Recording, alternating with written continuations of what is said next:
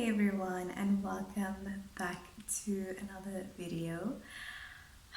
This is quite a difficult video for me because it's something that's very close to my heart, and I finally had opened up about it on social platforms. So you guys know what this video is about, obviously, in the title. So let's just get into it. So if you do follow me on socials and you've been following my journey, you would have found out this weekend that I posted a little video of my son, basically sharing that he is autistic, and it's been something I've known for a while and chose not to share because I just felt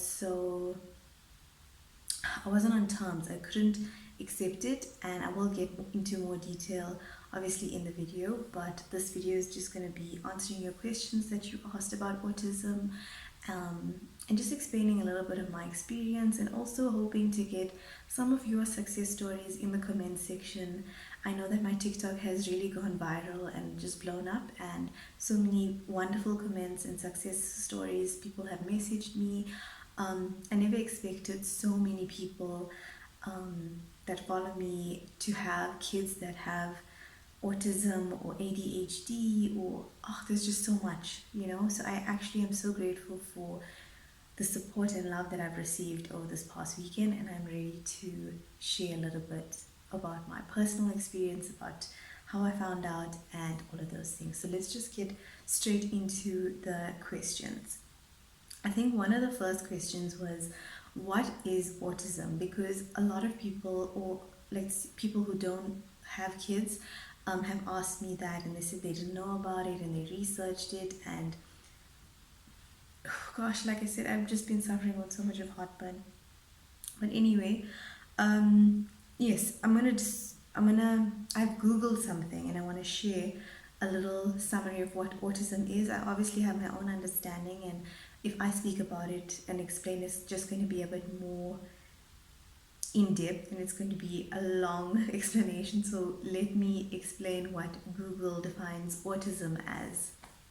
So autism spectrum disorder, known as ASD, is a developmental disability that affects how a person communicates, socializes, and behaves. It is characterized by persistent challenges in social interaction and communication, along with restrictive and repetitive patterns of behaviors or interests. These traits can vary significantly amongst individuals, impacting their learning, attention, and sensory processing. So some of the challenges that autistic kids or autistic adults may face in life is basically having a difficulty with social and emotional, like having a back and forth conversation kind of thing. Like they just, they don't know how to respond, or it takes them time to process what you said and then they respond. It's like they have problems maintaining and developing relationships because they are so withdrawn. And obviously, because my son is nonverbal, every day I just pray for him to just hopefully with therapy it's going to come right. But I don't want to get off topic now. So basically that's what autism is, and there's so many other characteristics, and there is no diagnosis for it. Autism is a lifelong condition, and it is just a neurodevelopmental condition that you're born with. It is, they cannot define the full course of it, but it's basically genetic. I'll try and speak a bit softer because he is currently sleeping, and this is the only time I get to film videos. But let's just get straight. I have quite a few questions, and I just have to go through all of them. So let's just get into it. Some of them were very kind comments from you, and some people said it's not a question, but you're so brave and you're an amazing mom, and God bless you, praying for you. And I just want to say thank you to everyone that has commented, reached out, messaged. I really appreciate it. It's been overwhelming for me, which is why I haven't replied to everyone, but this is just my way of saying it. Thank you so much, and I really appreciate every single one of you. Let's get into the questions. So the first question is, what signs did you notice? So I think I gave him till 1 year, till he was a year old. And then I was like, okay, I know after one, they normally start saying words. They start saying at least mama, dada, baba, like easy things like that. And with him, it was just nothing. He just was not saying anything. And I said, oh, you know what, it's fine, I'll give him some time. Also in terms of like clapping and pointing, and like he was not reaching the milestones on that clinic book thing that we get now. He was just not reaching those milestones. But funny enough, he did crawl super early, and he did start walking before he turned 1. So then I thought, oh, okay, you know what, kids are different. Everyone's kids are different. Everyone has a different journey. And maybe other kids start talking first and then they walk. And then maybe my son, he walked really early, so maybe he'll talk a bit later. And I gave him that chance. And my family even said, no, boys are slow. Everyone I spoke to, no, boys are slow, boys are slow. And he's the first boy in my family. I only have nieces, and he's the first boy. So everyone's like, no man, boys are slow, and they're lazy, and they don't like talking, and all of these things. So I said, okay, no, it's fine. I'm sure he will begin talking soon, and he'll get there. I tried putting Miss Rachel on to teach, and obviously I did blame myself a bit because I had to work and I'm not a stay-at-home mom. And yes, I had a nanny, but she also cleaned the house, so I guess she didn't have a lot of time to like teach him stuff. She was just there to like take care of him, feed him, and just take care of the house. So this first sign I noticed was just the not speaking thing, and then also like just biting everything. But then I also thought, oh, maybe it's teething, because that's also normal. When they teeth and they bite everything. So I wasn't fully sure if it was just that. And then just like strange sort of things, like where if you look at him, he just looks for like a second and looks away. And if you call his name, he does not like look at you. Like you can say Azario, Azario, Azario, and he just will like just be looking all over, or just busy and like ignoring you, kind of like totally. I felt so ignored, by him. And just not responding, and also had no, like, didn't know how to play. So even if I'd sit with him and I'd have, that stacking rings thing, the toy, it's like a cone thing, and then you stack the rings, like the donut things in there, I don't know what it's called. And then like I'll be putting it in and like tell him or show him to put it in, and then he just wouldn't. He'd just take it and he'd just bite it, and then he'll just turn it around upside down, or just playing with no aim of how to play. The shapes, putting it in the shape, not doing that. Just so many things. And then we thought, oh, you know what, it's fine. He's still a baby, we'll just give him time. So it continued till about 1.5, and he still wasn't saying anything. And then by this time I was very worried, because you see other kids that are his age, and I was in this mom group as well on WhatsApp, and everyone would be sharing their kids things, and you see them talking and counting, and it was just hurting me a lot, because I'm thinking like, my son is like 18 months now, he's 1.5, and still not one single word, not even mama. Like, just even if you just said one word, I would be so happy. Nothing. And then I realized, okay, let me not compare my child to another child, but we are human. It's normal to compare yourself to someone. It's normal to compare your child to someone. It's normal to compare your partner to someone else's partner. It's just a human thing that we all do, and we can't say that we don't do that, because we do. And even if we don't say it, we think it. So I just was comparing him, and I know it was wrong and it was not the right thing to do, but I did. And it made me very sad. And then I decided to, like, just give him more time, because my mom said, even just wait till 2. Some kids don't speak till 2. Wait till 2. waited till 2, and on his second birthday, when he still wasn't saying anything, then I realized, it's as difficult as it is, it's definitely something wrong. I don't know what it is. Maybe it's just a speech delay.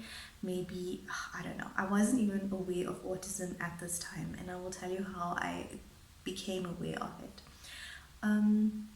But yeah, the signs I noticed was just the no playing, the aim, like no aim in playing, no eye contact, not responding to his name, just doing weird gestures that I shared on my TikTok, so you can see those were the signs that I saw. And then yeah, someone asked, does baby not speak at all? So no, he is completely non-verbal. All he does is sort of moans, but he does not say anything. I have never heard him say a word, and he's now like 2 years 7 months, so no words at all. So he is completely non-verbal at the moment, but we pray, and I can't wait to share my testimony one day. Okay, how did you find out? It was one of the other popular questions. So my partner was, at that time, we were not living together, and he came to visit me, and then I don't know if I was cooking or I was doing something, and then he was sitting down with Zario, and then he was walking around, and Zario was in the kitchen and going back to the lounge, in the kitchen and back, and like back and forth, and then he goes to the cupboard if he wants something, and he'll like push me to the cupboard. He'll push me to the grocery cupboard because he knows like his snacks are in there. And then he'll wait for me to open it, and then as soon as he sees me giving him something, he's excited. And then if he wants more, he'll come back and go to the cupboard and stand there. So that's what I was doing. And like he came in. Oh my god, this is not ending, sorry. He came in, and then he pushed me into the kitchen and wanted he wanted biscuits. So I opened the cupboard and I gave it to him, and then my partner noticed, and he's like, no, so he doesn't say anything obviously, and like the way he's pushing you to show you and try to communicate with you if this is what he wants, is he not autistic? And then I said, how dare you say that about my child? How can you say that, and how can you just ask me if he's autistic? Of course not. Of course he's not. He's just a boy, and he's just lazy, and yeah. And I was so upset at him actually for asking me that. Then he said, no, there's nothing wrong with that. Autistic kids are actually smart. I just wanted to inform you. And then he told me about his niece that is autistic, and she is currently 5 years old. So then when he told me more about it, he said, no, just research the symptoms, and just Google autism and check out videos and stuff, and this is how my niece is and stuff. And then I was like, oh, okay. And then I researched it, and I watched TikTok videos. And what did I see? Exact behavior of what my son does. Exact same things, and the pushing to trying to communicate, or the pulling, or the moaning, and the twirling and stimming, and it's just all of those things combined. And I'm like, oh my gosh, he made me aware of something, which is why I'm so grateful for him. And I know this is off topic, but I'm so grateful for a partner that has not only accepted me with a child, but accepted me with a special needs child. That it takes so much. And now that we live together, honestly, it's so hard, it's so difficult with living with baby, and he's just so patient and so kind. And it's just, I am so grateful to have him. And if it wasn't for him, I most likely would have not even researched anything about autism, or never knew anything about autism. And I'm just so grateful for him. And now I'm even crying. But that's all I just wanted to say a little bit about him. But that's basically how I found out. yeah, about autism, not about my child diagnosed with autism. And then, yeah, let's just get to the next question before I get too emotional. Okay, so then the next question is obviously, how did I find out about my son being autistic? So after the diagnosis, I decided to get him. Well, I called my nurse that comes home for the vaccinations. I called her and I asked her to assess him, and then she said that she can refer me to an occupational therapist. But she said first, before doing anything, this child is literally at home the entire day with a nanny, not doing any activities, not doing anything, not stimulating his mind enough. So get him to school, try and put him in a school and just see within a month if there's any change. And that's exactly what I did. So I put him into a daycare for, I think it was for a month, and there was no change. And then the principal called me in because I thought, oh, it's so easy now. At least he's in a daycare. It's actually giving us all time to breathe. We can do things in the day without feeling guilty. I can work from home. And, he's not here. It's really nice for him to get out, and he was playing, and he enjoyed it.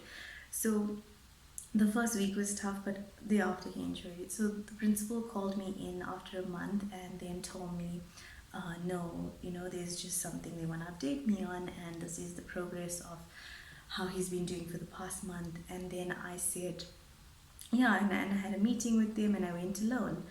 And then I was so eager to know what they were going to say. I thought they were going to say, no, he's doing so well and he's adjusted. And oh, did I get the shock of my life when I ended that meeting.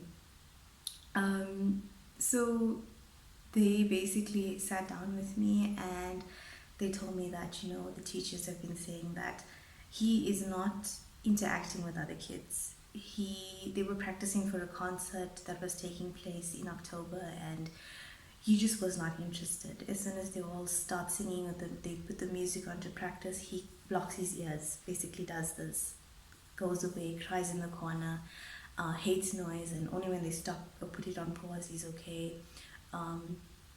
Just hates the loud noises. Oh, that's also another sign, that I noticed. We couldn't take him anywhere, and I'm sure in my previous vlogs I did state that I couldn't take him anywhere. I couldn't take him out because of he just to scream in crowds, and I couldn't take him anyway because it was just non-stop crying. So he had like a social anxiety sort of thing since the time he was really little. But I must say that now it has gone better. But what am I saying? Oh yeah, so sorry, I'm just going all over the place. And I'm emotional, so it's just too much. Okay, so the principal, they called me like I said, and then I went in and then I wanted to know an update. So they said he's not interacting, he's not socializing, he likes to be alone, he doesn't like certain textures when they feed him, he's taking out the food and throwing it, and he gets upset if something, like if they give him a toy and they take it away. He does not like that. Like you can't play like, oh, Ta, you say, Ta, here's it, give me back, Ta. It was just not, he just does not, if you give him something, it's just his and he does not want to give it back to you. So I think in school they teach them to like take things and they, if they're playing, or they take away the toys and they put them back, and he just lost his mind when they did that the one day. And apparently he got so upset and he didn't want to let go of the toy, and he started screaming, and then he started hitting himself. So self-harm is also an autistic trait that they do because they can't communicate or they can't express how they feel, and that anger gets in them or to them. The anger just overtakes their mind, takes over their mind. Gosh, my English. They become very angry, and then he holds his fist and he starts hitting himself hard on his knees and on his thighs, and it's not a nice thing to experience, not a nice thing to see, because he's upset obviously, but he doesn't know how to say, I'm upset, I want the toy. So they took it away, he just started hitting himself and banging the floor and banging his head on the floor, and hearing all of those things, it just made me so emotional, and I started crying. I don't want to cry again, gosh, but I started crying because it just made me feel terrible, and I didn't know why he reacted like that, and I couldn't understand. And then they asked me, they just said that they don't feel like they're the right fit, and he just, he messes, and when they're painting, he's not even painting, he just, like finger painting, he takes the paint, he eats the paint, and, like, everybody or every mom or every person even that's going to be a mom wants the best for their child. They want their child to excel. Everybody wants their child to be number one, or in the top 10 in class, or just academically smart. But we have to understand that not every child is meant for that. Some kids are meant for, you know, not everyone's going to be book smart. Let me just say that. It's just the way it is. So anyway, yeah, they told me that, and then they asked me, if I would like to continue with them, but they don't have the proper facilities, and they don't have like teachers that are like qualified to work with kids that may be autistic. They just mentioned it. They didn't say he is autistic. They did just mention that he may be, and there might be an issue, and I need to go and see a neurodevelopmental. A neurodevelopmental is so hard to find. There are so limited number of them in South Africa. And the other thing is that they are fully booked for most of the time. To get an appointment, I found this one neurodevelopmental, and then I contacted her, and then she told me no problem, she has an appointment for 13th of May 2026. And I'm like, am I really gonna wait this long? And it was like, I think 2,500, and they take cash only. So I said, okay, I'll wait. And then the same school had informed me about another school that is a special school that deals with kids with autism, ADHD, and other disabilities, in wheelchairs. And it was just terrible to see. But I did make a booking to see them because they recommended me. So when I went to the school, then they had told me about what they do, and then they recommended before he joins the school, they need a diagnosis, because they're not just going to be taking any kid that doesn't have a diagnosis, because of the Department of Education and stuff is involved. So they need to have a diagnosis to register them in the school. So I went to a neurodevelopmental pediatrician that the school had recommended, and they said that she works with all of their kids that are in the school. She is based in the East Rand in Sunwood Park, and she is a Polish woman. Very hard to understand her English sometimes, but she has been, I think, doing this for over 40 years, and 30 or 40 years, I'm not too sure, but yeah, she's worked with so many kids on the spectrum, and booked an appointment with her, and also 2,500, and yeah, just went in. And at this time I'm thinking, maybe she's gonna say, no man, there's nothing wrong with him. And I was still in denial. My whole family was in denial, and we couldn't we just didn't know. Anyway, went to her, and then she did like a whole examination thing, and then she said yes, he is on the spectrum, and yeah, he is autism level 3. And then I said, oh, level 3. My mom said level 3, it couldn't be so bad. And I said, no mom, level 3 is the highest level. It is I just don't like saying, I don't want to say the wrong thing either, because it just will come across as being a bad mom or whatever. But honestly, it's like the worst level. It's the highest level of autism that you could be. And then I started crying, and obviously I was not in a good space. And during this time, we are renovating, we are moving, we are looking at things for the home, he's still in that school. It was just too much going on at one time. So yeah, it took a lot from me. It took a lot on my mental health. I really did feel overwhelmed, and just so I was embarrassed. I'm just gonna say it. I was embarrassed, and I'm like, why me? Like, why me again? Like, I have already been through the worst. Like, I have already went through a pregnancy alone since I was 7 weeks pregnant.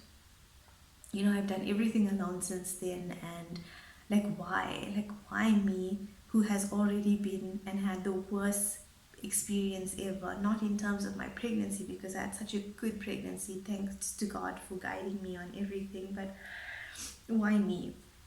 Why me again, who, you know, I thought the worst part of motherhood is over, because my pregnancy I was alone, and I thought that is the end, and you know, I'm gonna be besties with my child, and we're gonna go on coffee dates, and we're gonna wear matching outfits, and you know, just mama and her son. And it just was not that. And I'm like, why is it not me? Why was that not what I planned? I thought we'd have, you know, cute dates. I thought he'd be, I just thought he would be someone else, and unfortunately he isn't. And yeah, that's just how I found out. Next question is, how did this change your life drastically? Has your life been changed drastically, your daily life? So ever since I found out, it has, because now he was in a school that was literally 2 minutes away from my home, and now he is in a school that is literally 20 minutes away from my home. And you know, now he's got to wake up, literally I got to wake up at like 4:45, shower, get ready for work, then wake him up at like 5:45, and then give him milk. And then I used to, when he was in the school that was nearby, I used to wake him up at like literally 7 o'clock, bath him and all of those things. And now it's like, because he's leaving the house at like 6:10, I can't bath him, I gotta wipe him down. And for me, I just feel so bad, because I'm just so used to bathing him twice, and I know he's just a baby, but like, you know, that has changed for me, and I'm very like OCD about those things. So yeah, just the changing him and getting him ready and just wiping him thing for me is like awkward. But yeah, he's really like, it's just a big adjustment in terms of like doing the extra work in dropping and fetching or whatever. Even if I'm working from home, it's quite annoying that I gotta like go like further away and fetch him and come back home, whereas I should literally like a 1 minute drive and come back and be at home, and it's not an inconvenience. So I guess I have to make a sacrifice, obviously. But I am super grateful for his aunt though. From his dad's side, she lives in the same complex that I do, and I'm very grateful that she does take him in the morning, so that makes my load a bit lighter, and I really appreciate that. So I just do the afternoons, but it still feels like it's a bit of a change for me, which I am getting used to and adjusting to. In terms of everything else, the routine is very similar. We have cut down TV quite a lot, and I'm glad that he's gone to school the entire day, so he only gets home around, well, I finish work at like 3, so I'm there like 3:20, and then I fetch him, and then we're home, and then we give him like an hour break, and then we put the TV on. So TV has cut down a lot, and he plays a lot more, and he's much more better in terms of like, he doesn't need the TV anymore, and I'm so glad that's because of the school. The question is, what is the difference between autism and just being a late talker? So I'm not too sure, because obviously I'm not a doctor, but I think that some kids speak later because of their hearing, and it's also something to check if your child is not speaking. It's most likely because they can't hear. So I know that Azaria's hearing is great, thank God for that. So it was just obviously this autism spectrum that is delaying his speech. So that could just be the difference. And yeah, someone else also asked, does he do signs or gestures? Not really. He just pushes or pulls, or he'll just show me, like pull me somewhere, or walk with me somewhere, like hold my hand and pull me to what he needs. But other than that, that's the only way he communicates for now. And then recently he has also started holding my hand at night, especially. Sometimes he comes up in the bed and he holds my hand and he rubs it, and I saw a video that said that means that they're trying to tell you that they love you. And yeah, for me that is very special, and I just can't wait to, you know, share his story with him one day and just get him all the help he needs for now so that we can get there and we can share a good testimony. Um, so yes, everyone just wished me well, and I think that was the questions. But what is someone asked, what steps are you taking to improve it, or what do you do after you find out that they have autism? So the first step was to get him into the school that accepts it and have the facilities to manage it. So I have put him in a special school, like I said, and I'm also beginning occupational therapy this month, and I will begin speech therapy in the new year. So those are the steps I've taken, and I have also researched that we need to change his diet and do dairy free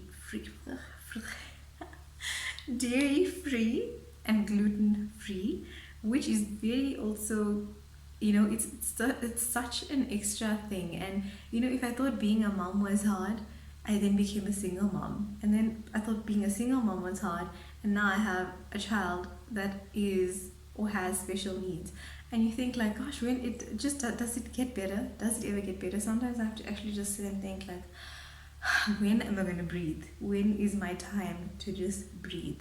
But I know that everybody faces challenges, and it's just not easy being a parent in general. And I think the saddest thing for me is that autistic moms or autistic parents, we want things, or we pray for things that other people take for granted. So if your child can speak and hugs you and kisses you and shows you affection and understands you, and if you can take them on a date and you can do things with them, it is such a blessing. And it just is so crazy that we cannot experience that because it's just not meant to be. And we can't wait to hear them speak. You know, we can't wait to have a conversation. I can't wait to have a conversation with my son. I can't wait to ask him something, or ask him, or him ask me something. I know many people say the kids are so annoying, asking them why this, why that. And I just can't wait for him to ask me why. I'm so eager to have a conversation with him. I think I'm such a great person to have a conversation with. And, you know, I want to give my child everything, and it's just, I just hope that we can understand each other one day, and I just pray for that. So yeah, those are the steps I'm taking, and that's what I pray for. And I hope that this video has informed you a little bit about my journey. There isn't anything much that I don't think I missed anything. I think I answered most of the questions. Most of them were repetitive ones, so I think I've answered all. And yeah, I'm doing okay. I am dealing with all my issues, and I'm praying about it a lot. And I pray for my son, I pray over him, and it just, yeah, I just have accepted it. So it is going to be a tough journey, but I'm willing to do everything it takes, get him all the therapy and medical attention he needs to succeed in life, to be independent, to one day, you know, go graduate and to have a girlfriend, to have a family, and just be independent and not rely on me fully for the rest of his life. And we pray over that, and we know that it is possible and it is going to happen. And yeah, just very positive about everything, and just looking forward to seeing how he develops, and looking forward to his journey. And I'm looking forward to having you on this journey with us. And I want to thank you for being supportive, like I mentioned. And yeah, that is about it. And I will see you and speak to you in the next one.